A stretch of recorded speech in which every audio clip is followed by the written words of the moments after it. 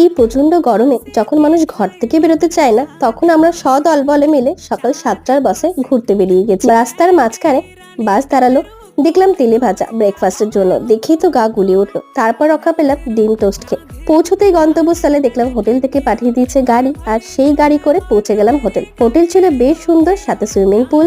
একটুকু time waste না করে রেডি হয়ে বেরিয়ে গেছিলাম। আমরা এসেছি আজকে দীঘাতে, বাট দীঘার বিচে না গিয়ে গেছিলাম পাশের বিচ সি হকে, সবাই মিলে ফুল এনজয় করার জন্য। প্রথমেই ডাবের জল দিয়ে শুরু করলাম।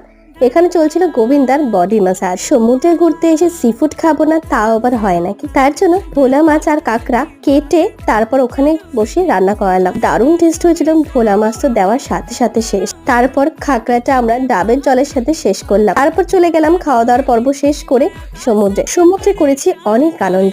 আর তারপর কি হলো, কি প্রবলেমে আমরা ফেসে গেছিলাম, সেগুলো জানার জন্য please do subscribe my channel.